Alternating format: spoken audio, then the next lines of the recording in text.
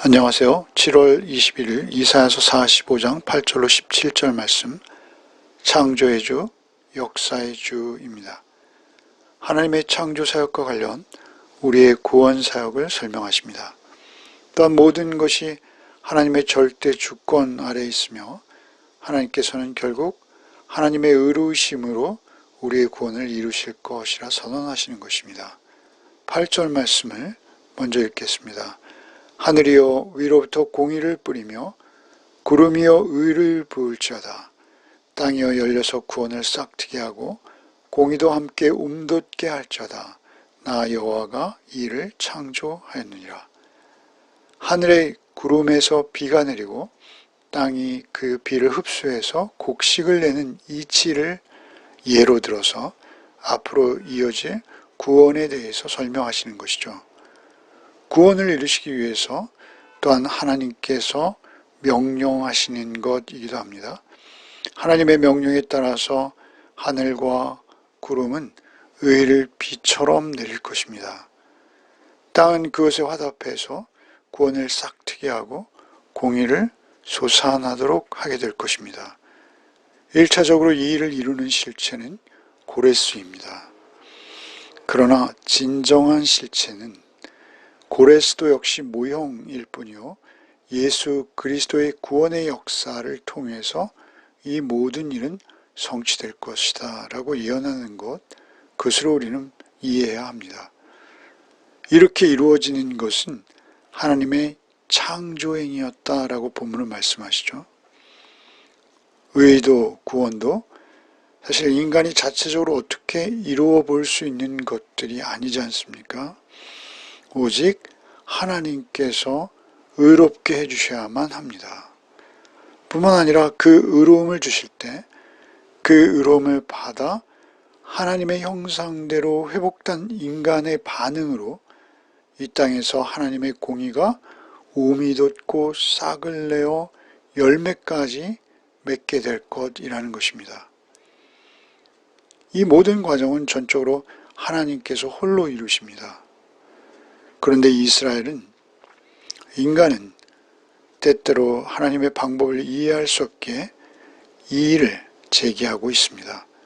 이어지는 9절로 13절까지는 그들이 내놓은 불만에 대해서 하나님께서 두 가지 비유를 들어 화를 선포하십니다. 9절부터 13절을 읽겠습니다.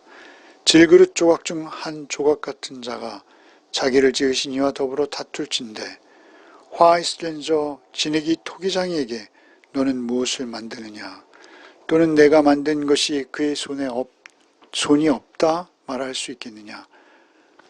아버지에게는 무엇을 낳았소 하고 묻고 어머니에게는 무엇을 낳으려고 해산의 수고를 하였소 하고 묻는 자는 화 있을진저 이스라엘의 거룩하시니 곧 이스라엘을 지으신 여호와께서 이같이 이르시되 너희가 장래일을 내게 물으며 또 내 아들들과 내 손으로 한 일에 관하여 내게 명령하려느냐. 내가 땅을 만들고 그 위에 사람을 창조하였으며 내가 내 손으로 하늘을 펴고 하늘의 모든 군대에게 명령하였노라. 내가 공의로 그를 일으킨지라 그의 모든 길을 곧게 하리니 그가 나의 성읍을 건축할 것이며 사로잡힌 내 백성을 값이나 갚음이 없이 놓으리라. 만군의 여호와의 말이니라 하셨느니라. 하나님께서 역사를 주관하고 계심에 이의를 제기하며 불평하는 자들이 있다는 것입니다. 왜 하나님께서 우리를 바벨론의 포로가 되게 하셨는가? 라고 불평하며 포로지에서도 계속 불만을 말하는 자들이 있다는 것입니다. 그리고 나가서 왜 하필이면 이방의 왕 고레스에 의해서 이스라엘이 해방되어야 하는가에 대한 불만도 있는 것이죠. 여호와의 목자와 기름 부음 받은 자가 구원해야 하는 것 아니냐라고 이스라엘은 당연히 물을 수 있습니다. 분명히 그렇게 물어봤을 것으로 봅니다. 하나님께서는 그들에게 이 두 가지 비유를 들으시고 오히려 그들에게 화를 선포하십니다. 첫째는 토기장이의 비유입니다. 이미 깨어진 질그릇 한 조각이 자기를 만든 토기장이를 향해서 불평할 수 있는가라고 물으십니다. 토기장이의 손 안에서 빚어져가는 흙 한 덩이가 당신은 지금 무엇을 만드는 것이오? 솜씨가 형편없구려. 만든 것에 손이 없으니 라고 불평하며 품평하고 있는 것이죠. 여기 질그릇에 해당하는 아다마라는 히브리어의 문자적 의미는 붉다라는 단어에서 유래했습니다. 붉은 빛을 내는 흙 혹은 땅을 의미하는 단어입니다. 아담이 땅의 붉은 흙으로 지어졌기에 흙으로 돌아갈 수밖에 없는 존재입니다. 그런 사람이 자기를 지으신 분을 향해서 그 고난에 도전하는 어처구니 없는 일을 비유하시는 것입니다. 바울 사도께서도 바로 이 본문을 인용하셔서 이방인의 구원에 대한 근거로 로마서 9장에서 유대인들에게 제시하십니다. 하나님께서 이방인을 구원하시는 것도 역시 한마디로 하나님의 절대 주권에 달려 있다는 것입니다. 두 번째 다른 비유는 출산의 비유입니다. 원문의 시제로 이 아이는 지금 산도를 따라 막 태어나고 있는 아이입니다. 지금 출산 중인 아이가 아직 어머니의 몸에서 빠져나오지도 못한 채 나오는 중에 아버지와 어머니를 향해서 하는 말인 것이죠. 아버지에게는 왜 이 모양으로 나왔소? 어머니에게는 왜 이 모양으로 낳느라 고생을 하였소? 라고 말하고 있다는 것입니다. 자신의 출산에 대해서 아버지와 어머니에게 따지는 불손한 불경이 막 태어나고 있는, 아직 태어나지도 않은 아이에게는 도저히 가능한 것도 아닌 것이죠. 피조물인 인간이 창조주 여호와의 역사 경영에 이의를 제기하는 것, 이것은 마치 태어나지도 않은 아이가 자신의 출산에 관여하려는 것과 같은 꼴이라는 것입니다.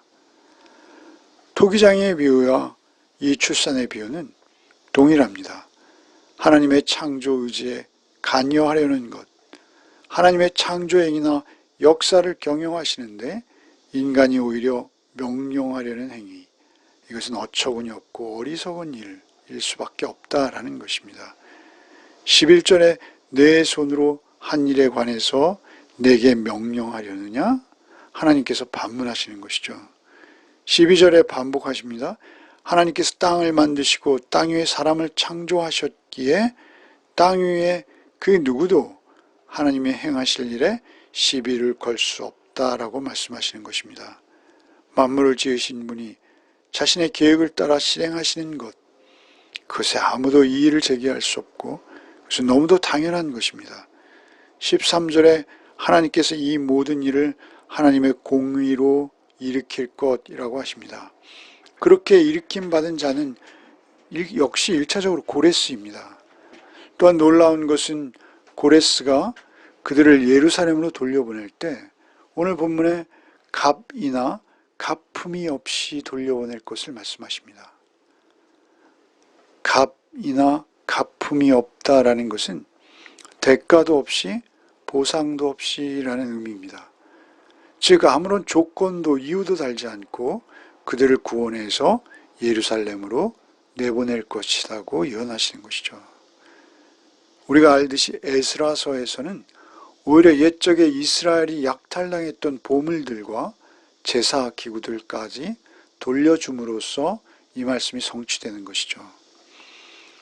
이것보다 궁극적으로 사실은 예수께서 우리를 구속하실, 우리를 구원하실 사역이 사실 우리가 아무 조건도 없이 거저 은혜로 받는 그러한 내용적으로 사실 이 사건이 성취되는 것과 같은 내용으로 등장하시게 되는 것이죠. 구원의 역사를 예표하는 것입니다. 13절은 8절과 사실 연결되는 것입니다. 하늘에서 의의 생수를 내려서 땅으로 하여금 의와 구원의 열매를 맺겠다고 하신 그 8절 말씀. 그것과 13절이 관련되어 있습니다. 하나님의 절대 주권으로 일이 이루어질 것이다 라는 것입니다. 일이 구체적으로 이루어지는 모습이 13절인 것입니다. 구원은 우리에게 전혀 자격이나 공로가 없는 상태에서 하나님의 일방적인 창조 사역으로 우리를 하나님의 의로 회복시키시는 사역입니다. 이런 관점에서 성읍도 1차적으로는 예루살렘입니다. 그러나 궁극적으로는 하나님의 완전한 통치가 이루어질 하나님의 나라를 예표하는 것입니다. 우리가 예수로 구원받고 의롭다 칭함을 얻고 우리가 하나님의 명령과 하나님의 말씀의 통치 아래서 하나님의 뜻을 성취하는 삶을 살아나갈 때 그것이 바로 예루살렘인 것입니다. 또한 하나님의 완전한 의와 사랑의 통치가 실현될 성도의 삶의 자리가 예루살렘일 수밖에 없는 것입니다. 14절로 17절 말씀을 읽겠습니다. 하나님께서 이같이 말씀하시되 애굽의 소득과 구스가 무역한 것과 스바의 장대한 남자들이 내게로 건너와서 내게 속할 것이요 그들이 너를 따를 것이라. 사슬에 매어 건너와서 내게 굴복하고 간구하기를 하나님이 과연 내게 계시고 그 외에 다른 신이 그 외에 다른 하나님이 없다 하리라 하시니라.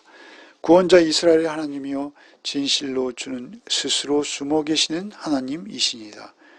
우상을 만드는 자는 부끄러움을 당하며 욕을 받아 다 함께 수욕 중에 들어갈 것이로되 이스라엘은 여호와께 구원을 받아 영원한 구원을 얻으리니 너희가 영원히 부끄러움을 당하거나 욕을 받지 아니하리로다.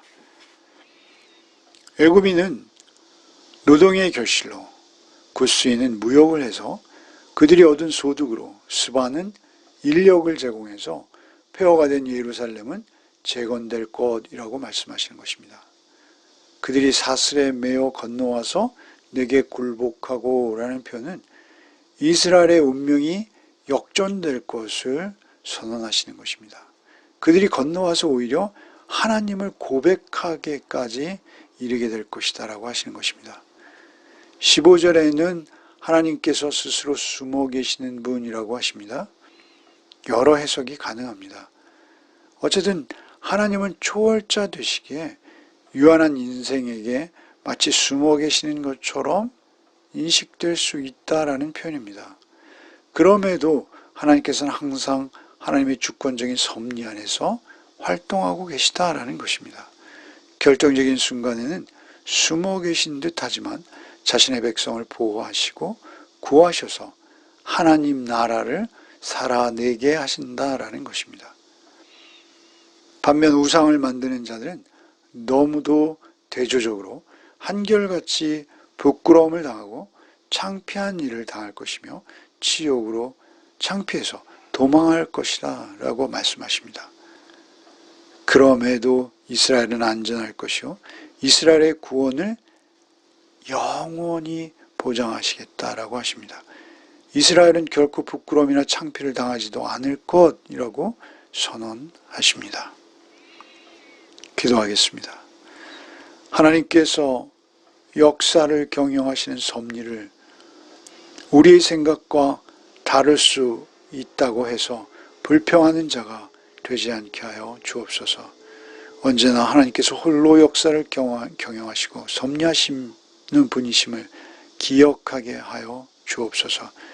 모든 것이 하나님의 솜씨이며 하나님께서 결국 합력하여 선을 이루도록 하신다는 것과 우리의 구원을 값없이 허락하신 은혜를 늘 기억하며 오늘 하루도 지내게 하여 주옵소서. 하나님께서는 숨어 계신 듯하나 우리의 삶 속에 구체적으로 간섭하시며 또한 오늘도 변함없이 인도하시는 분이심을 잊지 않게 하사 오직 하나님을 잠시도 잊지 않고 떠나지 않으며 기억하여 하나님과 온전히 동행 이루는 삶이 되게 하여 주옵소서. 결코 성령님의 도우심 없이 이룰 수 없사오니 오늘도 성령께서 홀로 우리와 함께 하시고 우리를 인도하여 주옵소서. 예수 그리스도의 이름 받들어 간절히 기도하옵나이다. 아멘.